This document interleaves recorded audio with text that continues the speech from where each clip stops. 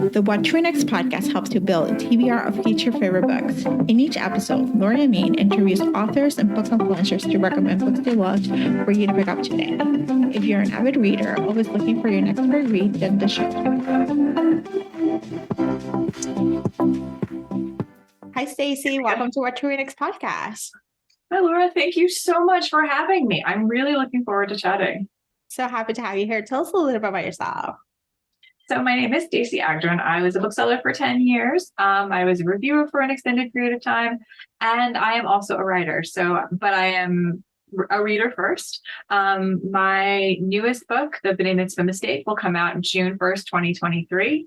I have also had the full of the Friendships and Festival series, with the last of which is Love and Latkes, which released October 2021 from Tuli Publishing. And I am a hockey fan. I am a music fan, and I'm just really, really happy to talk about books because. All right.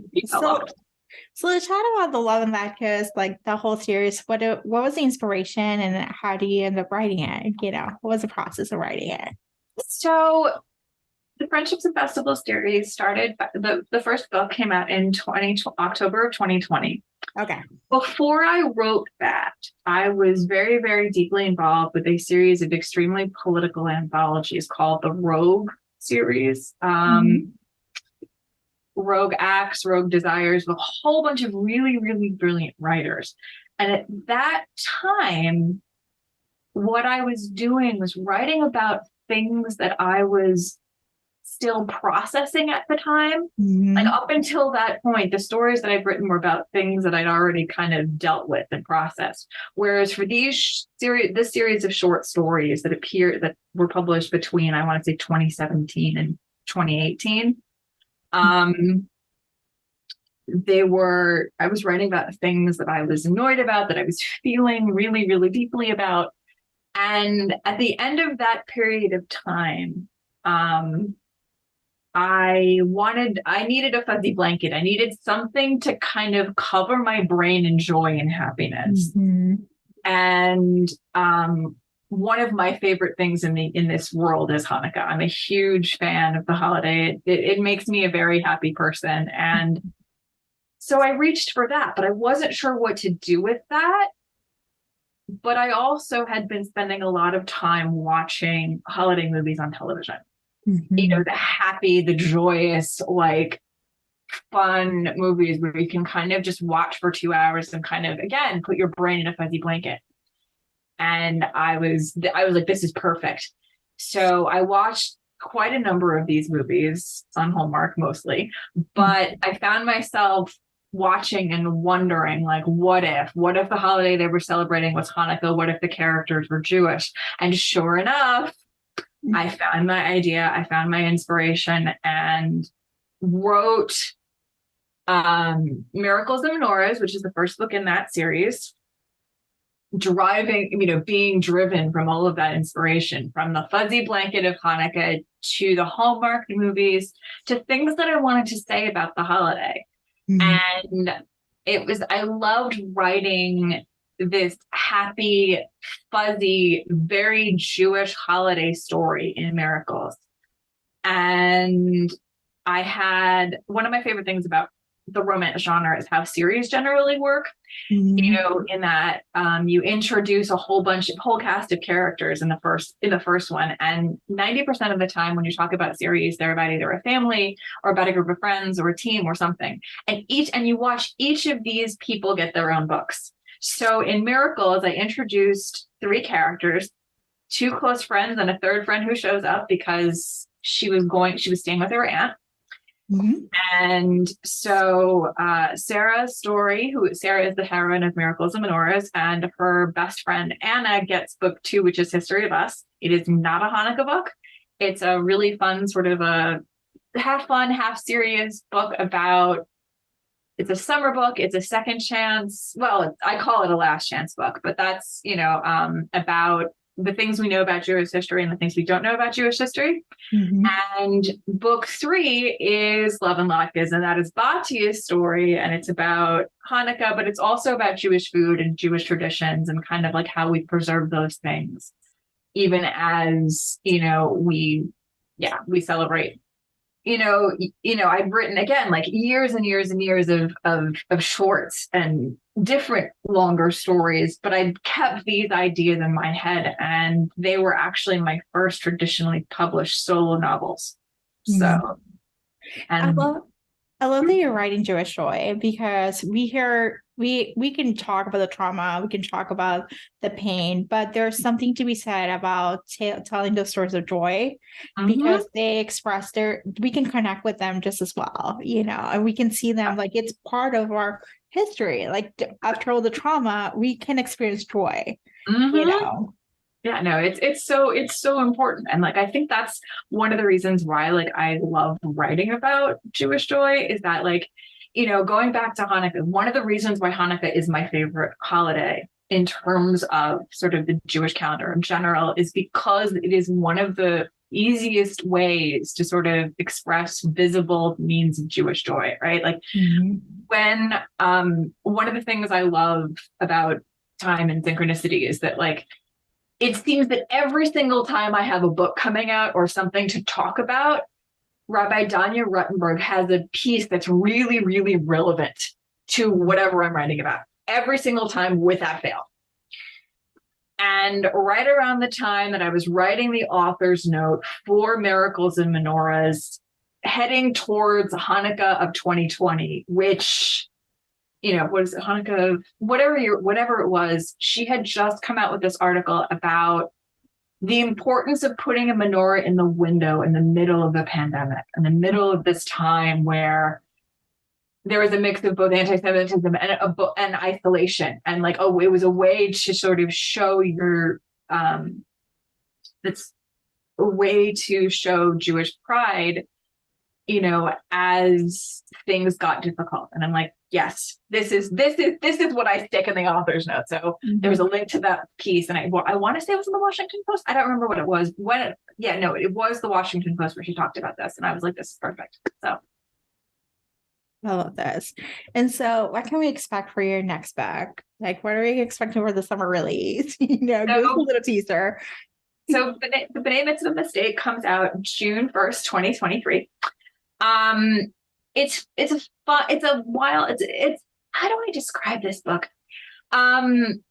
It's my take on a forced proximity story. The joke is there's only one B'nai Mitzvah date. So you have two people in their 30s who, for reasons did not have a chance to have their bar and bat mitzvah as kids, decide as adults to say, we're going to have a bar or bat mitzvah. And so they both enroll in a class and they are assigned the same date. Except here's the problem. He is a retired hockey player who, when he was very, very early on in his career, was the one who derailed her sister's career. Her sister is a sports agent. And so there is a little bit of bad blood involved. And they have to deal with each other. Luckily, there is a young 8-year-old nephew of the heroine who needs to interview a Jewish athlete because his teacher is disbelieving that there are such things. And he wants to create an association for Jewish hockey players to help them find community. And she just happens to be a project manager at a Jewish philanthropic organization who knows a little bit something about creating organizations. Yeah.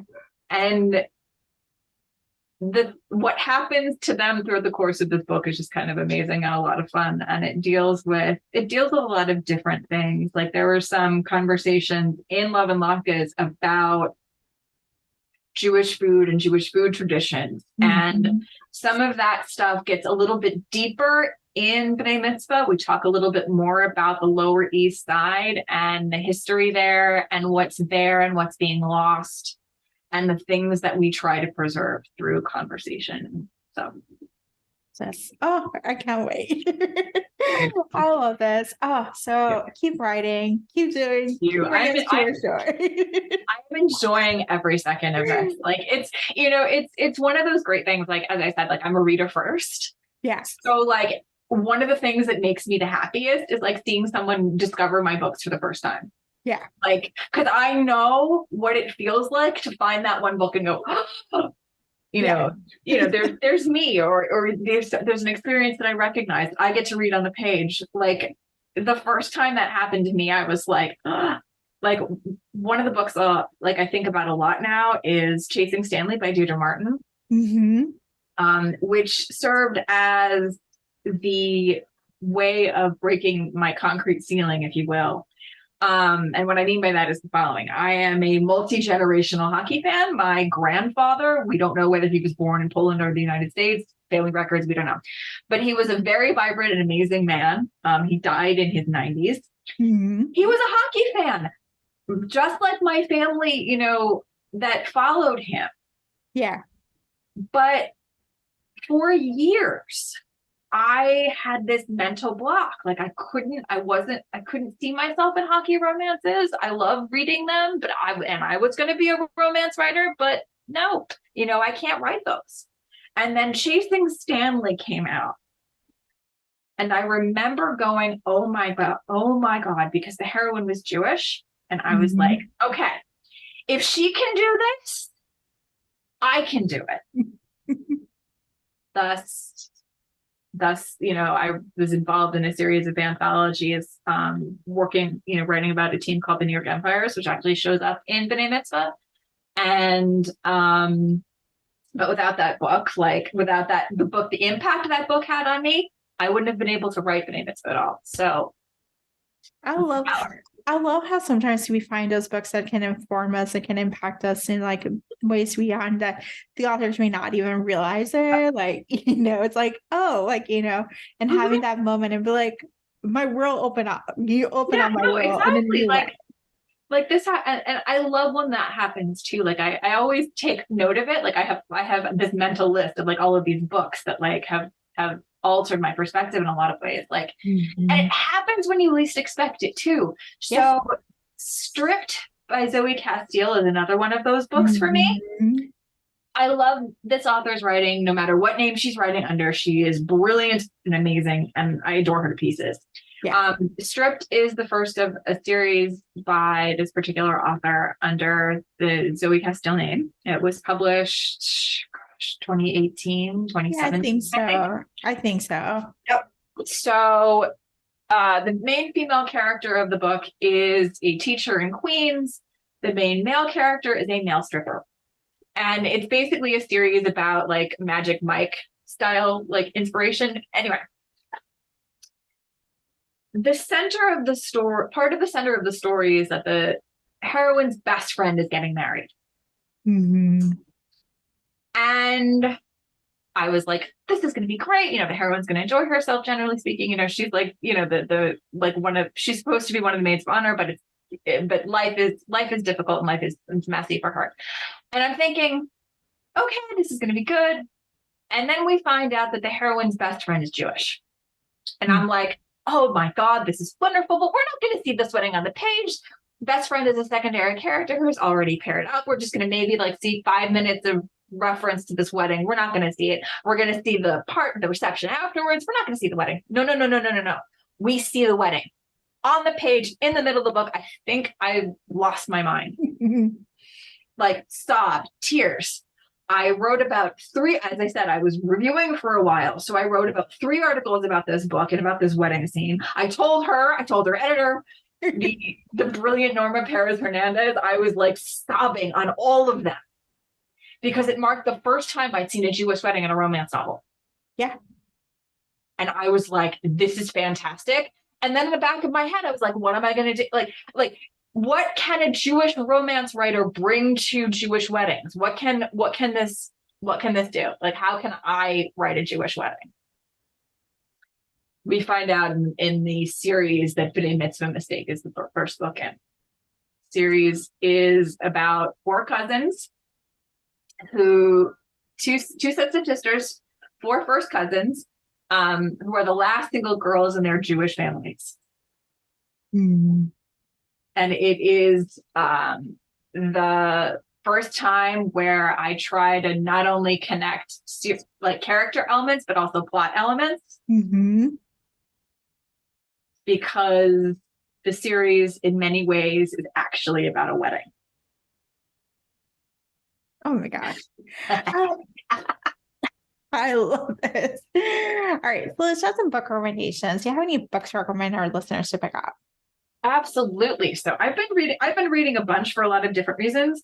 The first one I want to talk about is Heart on a Leash by Alana Martin. Mm-hmm. It's one of those books that have been sitting in my pile for a while, and I love the cover and it's adorable. And then I dive in, and it's this like Romeo and Juliet type stories taking place in the middle of a small town in Alaska with puppies. The puppies are amazing. They're cute, but they don't overpower the story, which is like, as you know, as anybody knows who reads or writes, like when you are writing adorable animals, they could potentially take over. If they do not, the characters are fantastic. And one of the other things I love about this book is that both of these characters are slight outsiders to this whole feud. They're just like, this is ridiculous.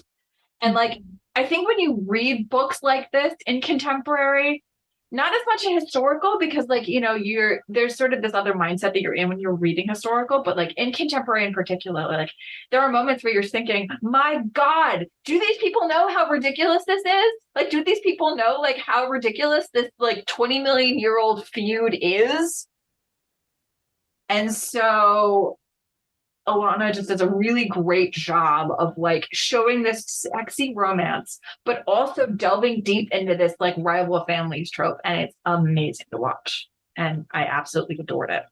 It's so good. Don't be fooled by the puppy cover, because I thought it was like, oh, this is just kind of cute, tame Hallmark, you know, Alaskan movie set, you know, kind of idea. And it was spicy. It was good. It was just like engaging. The whole book was just like so good. Like the puppy cover was like, okay, there's cute puppies. Like, what can you expect? And it's like exactly mind blowing. But yeah, no, it's fantastic. And like, it is like small town, it is puppies, but like there's more to that and more to that. And I adored it so much. Yeah. And I guess as I'm talking about like books that examine tropes like that, I gotta mention The Friendship Contract by Mia Heinzelman. I've been talking about this book for a little bit, but one of the things I loved so much about it was how deeply it investigated the trope of, fake dating, contract dating, like that sort of subsection of it. And like these, again, like characters who look at this trope and go, are you freaking serious? Like, are we actually going to write a contract? And they're attorneys, right? There are two attorneys. She's coming off of a situation where she thought she was going to get a ring, but instead she got broken up with. And her two closest friends, who are also partners in her law firm, do not like this guy at all. Like, no way. Like, he is disgusting. He is putrid. They are very happy this is done. And they're trying to support her, including this male friend of hers who has had this major crush on her for years. But the thing is, it was never like the sort of, it was a nice sort of crush, if that makes any sense. Like, people talk about like friend zoning, and that's not the case at all. Like, he was happy to be her friend because he was happy to be her friend, but there were also feelings, if that makes sense at all. Let me just clarify, because there's been constant conversations about this recently, and I just wanted to make sure.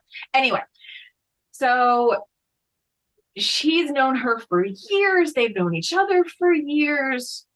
She takes refuge at his house after this breakup. And well, let's put it this way.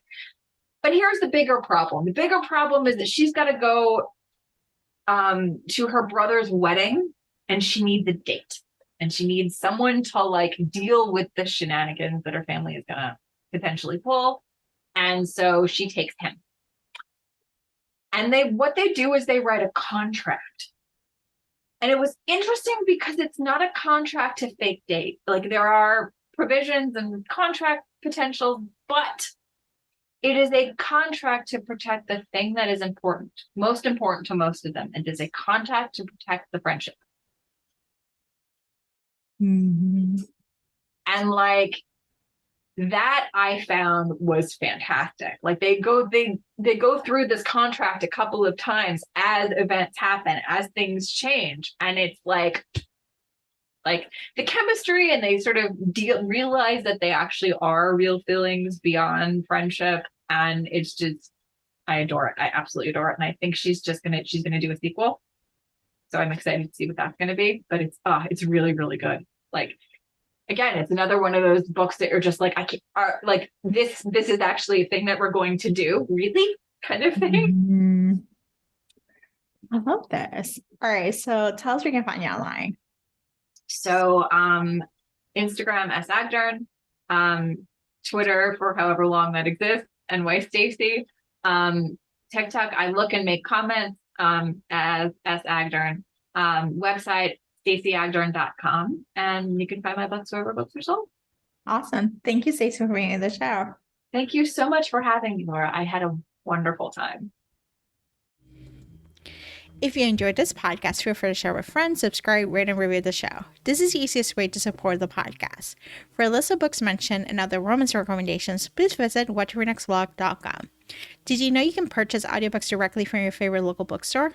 With Libro.fm, you can pick up more than 250,000 audiobooks, including bestsellers and recommendations from real booksellers. You'll get the same audiobooks at the same price as the largest audiobook company, you know the name, but you'll be part of a different story, one that supports your local community. If you're new to audiobooks, there's a perfect way to squeeze into more reading into your busy life. Listen with the free Libro.fm app while you do your chores, walk your dog, relax at home. The What to Read Next podcast has a special offer for our listeners. Get 2 audiobooks on Libro.fm for the price of 1 with your first month of membership. Use code WhatToReadNext. This offer is only valid for new members in Canada and the US. Thank you so much for listening and have a great day.